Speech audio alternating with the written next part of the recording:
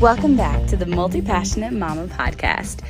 Every week I want to bring you a little mini episode where I share something that's been on my mind, something that's really present for me. I love having guests, but sometimes I find that I have these quirky, fascinating ideas that I want to share. Let's dive in. I want you to imagine this scenario. We've put the kids to bed. My husband and I are just sitting on the couch, reading. It's nice and peaceful. Okay, mind you, this doesn't happen very often, but whatever. It's nice and peaceful. We're sitting and reading our books. It's like 9 o'clock in the evening. Everything's great. And then we hear this utter guttural shriek of insanity. It sounds like someone's just been stabbed in the gut. It is the most ridiculous, earth-shattering shriek that you have ever heard. So I leap out of my chair, so concerned that, something horrific has happened. And I run to my son's room, because this would be Joshua who has shrieked. And I don't know, if you're a mom, you know which of your kids is screaming usually. You can just tell, you know them well enough after a certain number of years that you can just recognize your kids' screams. But we're kind of newly into summer. I mean, I guess we're not that new into summer. It's mid-June by now, but whatever. We're newishly into summer. And I hear this ear-piercing howl, and I race into Joshua's room to see which bone he has broken, who punched him in the face, what on earth has happened. And he says 2 words to me. 3 words to me? I don't even know. He says the classic words to me. It's a fly. There's a fly in his room. His horrific shriek was because there was a fly in his room. And I put my palm to my face and I go, "Are you freaking kidding me? You made my heart leap out of my chest, all because of a fly." And I go, "Oh yeah, I forgot. It's summer. And now there's flies in our house every so often, and Joshua cannot handle a fly anywhere near him without screaming, shrieking like an utter banshee. Oh my gosh." And it's now the end of the world until we get rid of this fly from his presence. Literally, he goes completely berserk. I mean, sobbing, screaming. It's just the end of the world because there is a fly in his presence, because this fly has dared be in our home. Joshua hates flies. So the moral of this story is that sometimes nobody is dying. Sometimes it's just a fly. And my question for you is, what are you moralizing in your life that you don't need to? And this is stemming from, life, because isn't that what, every podcast episode stems from? It's we take our life lessons and then we turn them into podcast episodes. So here we go. Here's another Carolee-ism. Here's another life lesson from the chaotic household of the Garrisons that is becoming a podcast episode. What are you moralizing that you don't need to? My family, my immediate husband and kids, we have a variety of mental health things. We've got some ADHD, some autism, some OCD, some religious scrupulosity going on up in this house, and it makes life really, really interesting. And one of those ways that shows up is that my husband will see our kitchen and it will be disastrously messy, as happens when the 3 kids are home from school, or, when anybody eats in a kitchen, right? It gets messy, it gets cleaned, it gets messy, it gets cleaned, it gets messy, it gets cleaned. Like it's like a roller coaster ride. It's like a hamster wheel, right? It's just what happens when you live in a house with people. This is just a thing that happens. And you cook and you clean and you eat.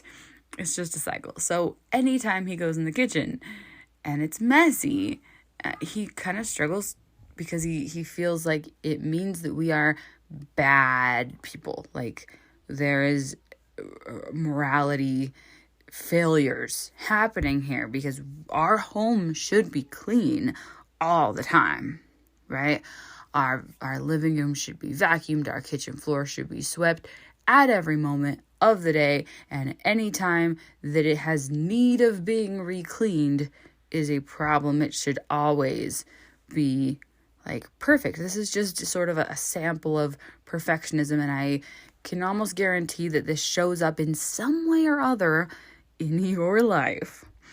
One way that I see this show up in like my clients is like, I can't show up on social media in a Facebook Live or on my podcast unless I have every single word planned out of what I'm going to say, unless my makeup and hair are all done and perfect, unless the background behind me is like pristine and picture perfect, right? Unless my kids are guaranteed to be quiet while I'm recording. Like I can't show up in public or on the interwebs unless everything is gonna be exactly right. Or you record and then you go back and you over edit. Please raise your hand if you are an over editor. I used to be. I am no longer an over editor. I edit nothing at all. I will tell you that I did edit out the Welcome to the Seeking Sunshine podcast. That was the very first thing I said in my episode with Claudia that came out on Wednesday. I did edit that out, but that was the only thing I edited from my episode, which, in case you're wondering, I edited that out because I have changed the name of the podcast since I recorded that episode. I will be editing none of this. I will be editing none of any of my other episodes. But when I first started my podcast, I was very, very much over editing things all the time. That was just part of what I did because I thought that was how I had to show up in order to be accepted in the world. But the truth is that like I live here. My podcast is a representation of me. And I want to make sure that I show up, real as me so that you're getting a full picture of Carolee in real life, right? If you came over to my house and everything was perfectly pristine, you really would not be getting like an actually genuine picture of our family. And let's be honest, I don't think that's actually humanly possible. If you come over to my house, you're probably going to hear my kids fight. Something is going to be messy, guaranteed. But like, I really, really loved, I saw this, what is her name? Emily Vondi. She's a like mom on Instagram who posts videos. She made this video song, like reel that has probably been, I don't know if it's gone viral, but I've shared it with like 20 people because it's my favorite thing. And she did this song and it's called like, if you invite people over unannounced, kids live here. Like, kids live here, kids live here. It's fabulous. You have to go see it if you haven't seen it. Like, tell me and I'll share it with you on Instagram because it's amazing. She's like, we're not under construction. It looks like this all year. We're not having a yard sale. It just looks like this. This is just what my house looks like because kids live here. And I just want to invite you to live in reality in all the parts of your life. And invite other people into your reality, right? Invite the rest, and it doesn't have to be the rest of the world, but invite the people that you trust, that you want to be part of your world, your friends and your family that it might not always be all of your family, but invite the people that you love and you trust to join you in your world. And your world probably doesn't look like a perfectly cleaned up living room if you've got kids. It probably doesn't look like a house where nobody eats in the kitchen. I mean, goodness, my kitchen has dirty dishes in the sink always, because it doesn't matter if I've just done the dishes. Somebody inevitably had dirty dishes in their room and threw them in the sink 2 seconds after I finished the dishes, or they were eating on a dish, and as soon as I did the dishes, they threw that dirty dish in the sink. Same exact thing seems to happen with laundry. The moment I think I've gotten all of the laundry done, somebody is inevitably wearing clothes and then takes off their dirty clothes, or they spill something and then they throw it in the laundry. Like, the laundry's never done. The dishes are never done. That is the reality of living in a household with human beings who are alive. And it's just life. Like, allow yourself to be alive, to be a human being who has these needs and functionalities of living in a household. None of this stuff is out of the ordinary, and yet we want to hide these things from other people. Let all of your humanness exist in the real world, okay? And we can just stop acting like it makes us a bad human being when we have dirty dishes or when our bathroom's a mess, because, you know, that's where we get ready in the mornings and we have to run out the door because we're late for whatever thing we have to go to. We get to be people, and sometimes we overreact to flies, and sometimes we have a heart attack because our kid has overreacted to a fly. And even though I have heard him make that sound a bajillion times every summer when the flies come back because the heat came back, somehow or other I forget about it. And then he makes that sound again, and my heart leaps into my throat, and I feel like he must have died in order to make that sound. That made no sense at all, because of course he didn't die to make that sound. I feel like something horrific must have happened in order to warrant a sound such as that. But then I am proven wrong time and time again, and I have to remind myself, everyone's fine. Everything's fine. I'm fine. It's fine. Everything's fine. Please tell yourself that. Your dishes are fine. Your laundry is fine. It's all just a circle, and no one expects you to be perfect, whether it's your home or it's online or whatever. And perfect, like, what the heck does perfect even mean here? Does perfect mean that you don't have dishes, or that you don't have laundry, or that you don't hate flies landing on you? Because that is ridiculous. Maybe we need to change our definition of perfect. Shoo. Shoo. Shoo. Shoo. Shoo. Where is it?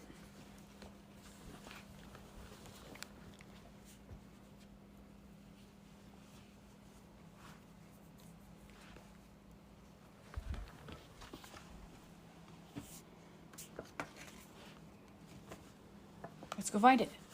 Want this.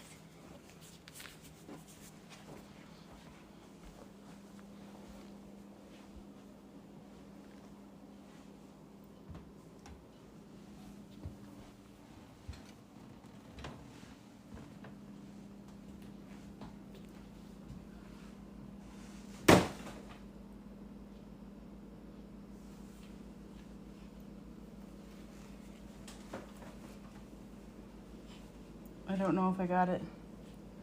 You come tell me if I got it. Died. Did it die? Did we get it? It's dead. Is it dead?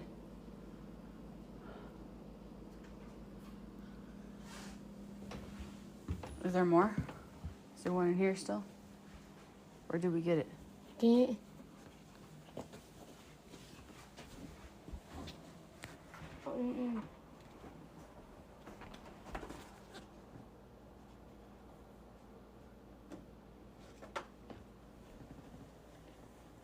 Sue.